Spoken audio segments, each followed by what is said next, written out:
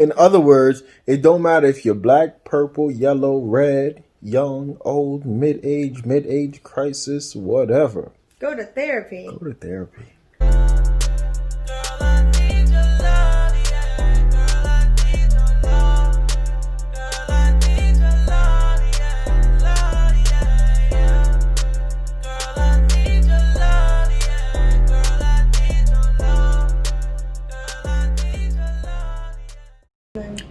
What's up, guys? We were just sitting here on the couch talking, and we thought that it'd be like a really cool video to make because of what we were just talking about.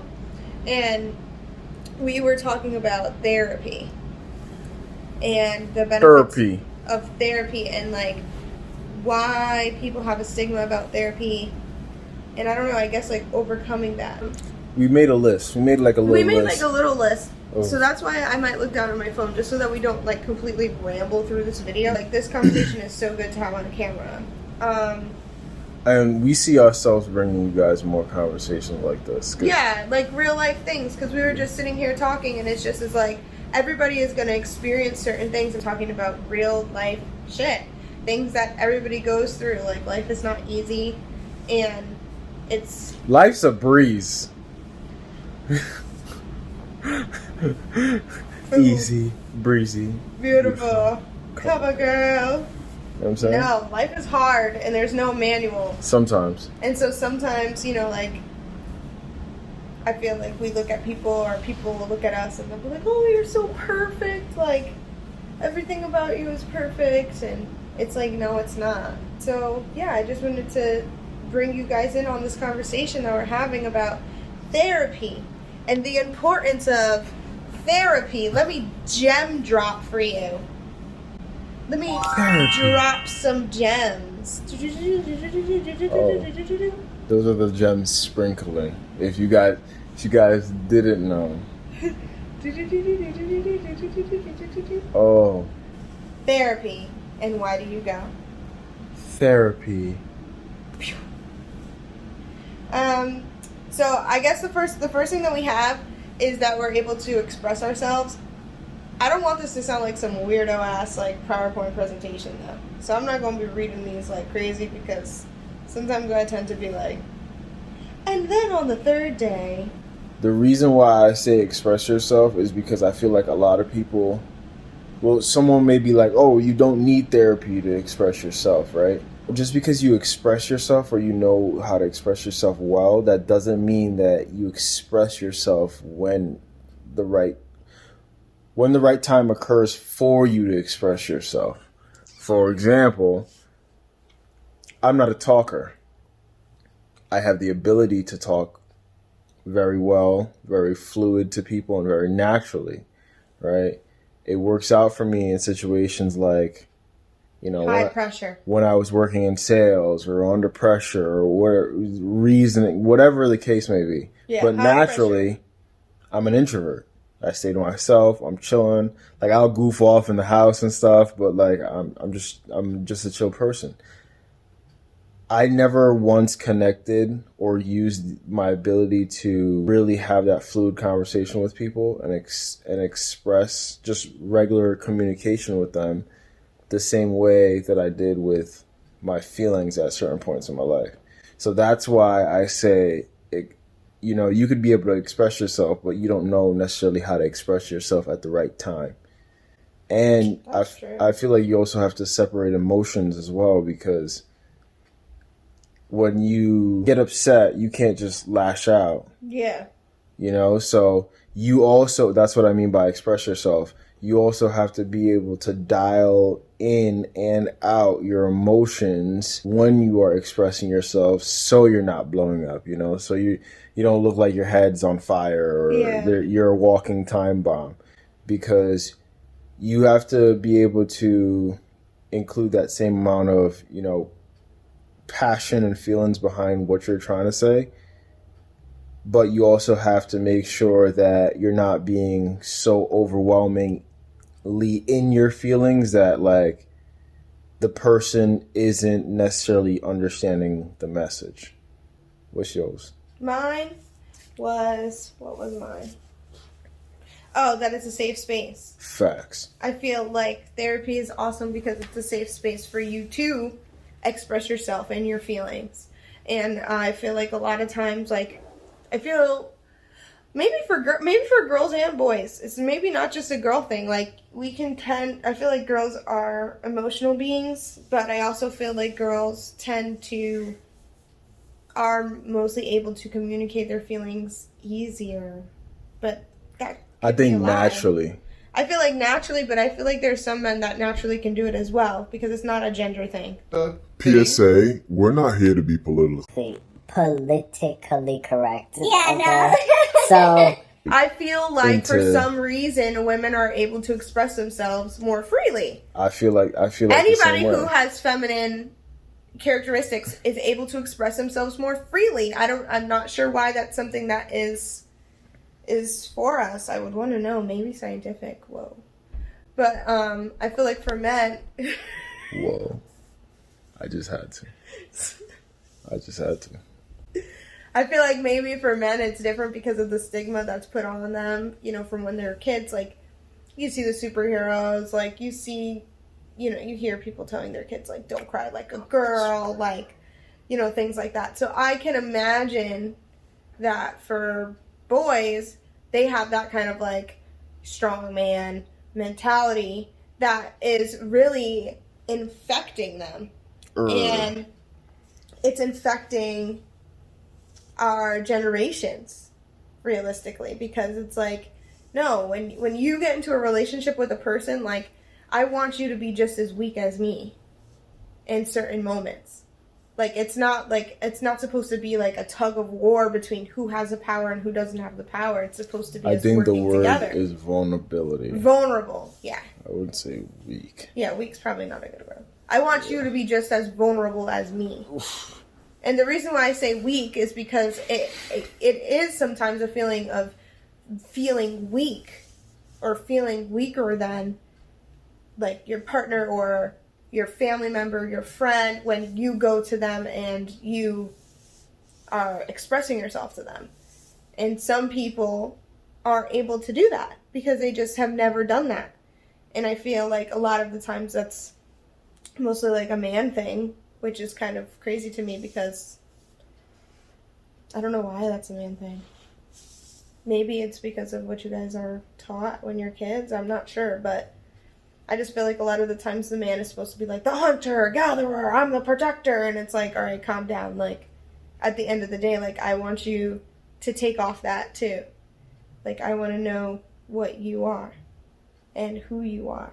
And I want you to tell me, things that are insecure about you and how I can help you do that and how you can help me through that. Hi, I'm Paul. Do you know where that's from? That's from Jimmy Neutron. You're so stupid. What's the next one? The next one is go to therapy, right? Yeah, when you should go to therapy. Boom. So, I think when you should go to therapy is as early as you can. I think everybody should go to therapy. Honestly. I think everyone needs a therapist. It's not about everyone right now. It's about when should you go. Yeah, you should go as soon as you can. Yeah, that's my what mom I'm saying. was a big advocate for therapy in my household growing up. My mom put me into therapy when I was in middle school, and I've been going since I was in middle school. In middle school, I thought if you went to a therapist, you crazy. Really? Hell yeah. Yeah, I started going to therapy when I was in middle school. And so, but I feel Ain't like nobody in my family talk about that when I was in. Those people just now talking about this in my family. Like the last 4 years, last 3-4 years. Talking about therapy. Yeah, and not even complete open dialogue. Really, in small conversations or, like a glimpse into like an issue that already occurred. It's like, oh, like that XYZ happened, and like now I'm going to therapy, or like, oh, like I went through therapy during this time, and yeah, and but it's not like a continuous thing where it's like And like, yeah, like therapy is like, oh, you went through this horrible time, It's- so let me go see a therapist. It's almost like when you don't see like the conversation frequency is equivalent to like relatives that you don't see, but you'll see them at like a funeral. Right. You know what I mean? Like, and then at the funeral, that's when they're like, oh my God, so long, you know, like we can't do this. We got to see each other more often. That's what the conversation's like. Yeah. It's never until something bad actually happens. Yeah. Whereas I think when you should start going to therapy is really as soon as possible. I don't, whatever age they let you in therapy. Yeah. I think you should go. Yeah, I believe that too. And it's not too late, obviously, to start going, because I didn't go as soon as I could talk. Yeah. I just started, a year and a half now is how long I've been going to therapy, and my therapist just happened to be really cool, and I continue to go. Yeah. Started at the perfect time, because I started at a time where You were I willing to- really started to understand myself. Yeah. That's what I would say. Because before that, I don't know. Like, it's not that I didn't have feelings, but it's like I didn't really understand those feelings. I think it was like a mixture of just being like a teenager, and just growing up that got me to the point where I started understanding, okay, I feel this because of that. Or, you know, this happened 5 years ago and that resulted in this behavior, or that resulted in how I treat this person or that person. So I started realizing that, I would say, when it started to matter. When I started to get into like more serious relationships, me, you know, acknowledging relationships with my relatives and how those are and how I want them to be. My mom started me in therapy when I was in middle school, so I started very young. And I'm very grateful for that. My mom always advocated for, you know, us to go to therapy, for us to find help. Because my mom knew, like, at a certain age, like, you can stop talking to your parents about things that are important and, like, things that are bothering you. So she knew, like, I obviously wasn't going to tell her everything. So she wanted to make sure that she set me up in a way where it's like, if you don't want to tell me, you have somebody else that's safe to tell. So then it's like, if you don't want to tell me and you don't want my advice, that's okay. Teenagers. But now you have a safe space. Teenagers. Yeah, he's a teenager. He is a teenager, and he acts like one. Murph, what days do you have therapy? He doesn't go to therapy. There's a lot of different types of therapy, and I've done different types of therapy. I've done EMDR before. I don't even know what that is. It's rapid eye movement. It's yeah. I don't know the scientific. That's what I see when you say rapid eye movement. Well, yes. So basically, it's like if you've gone through a trauma response, they use EMDR to kind of like, it's a psychologically proven way where they bring up past memories that you have, and then through rapid eye movement and your brain are able to make them, like, you're still going to remember them, but it's kind of like you relive your trauma and you find peace in your trauma, and then it's not like it erases from your brain, but it just causes your brain to have a different response. That's the best way I can describe it. I'm not saying it's right. We're not here to be politically correct. But I've done that for past trauma that I had as a child. So, and that was life-changing for me. Like, life-changing. Therapy for me has just been, like, life-changing. I've done just regular I can't therapy. imagine if I never went to therapy. I can't imagine what I would be like. I have a learning disability. I have ADHD, and I am learning now through therapy and speaking to a therapist that a lot of things that I was seeing in myself when I would stop going to therapy, because during college, like, I was kind of on again, off again. I didn't go consistently, and so I wasn't managing my ADHD properly. And that can bring up a lot of different, if you have unmanaged ADHD, you can feel like mood swings, you can feel like certain things, and it can get diagnosed as other things.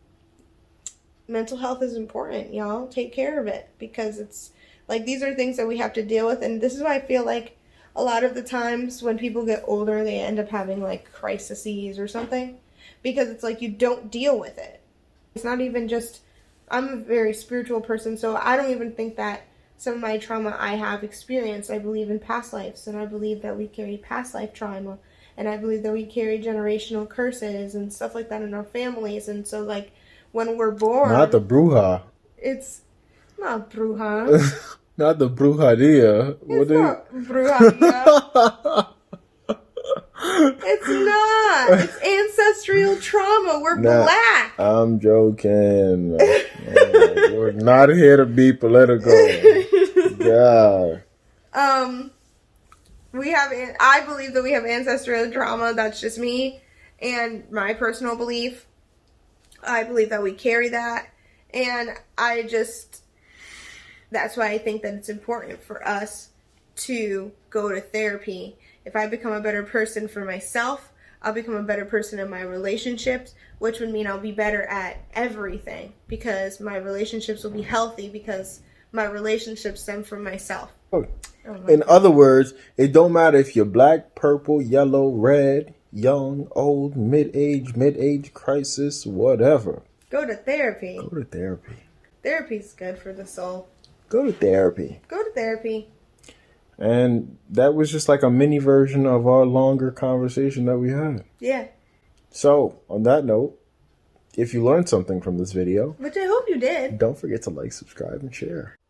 It's a safe space for us. It's a safe space for us. When you go and say you want your freedom. Yo, we're out. Bye. It's bedtime. It is. Facts. We would bring you guys a nighttime routine, but this is our nighttime routine. This is our we're boring. We sit and we floss our teeth. You want a realistic nighttime routine? No, goodbye. Goodbye. They don't want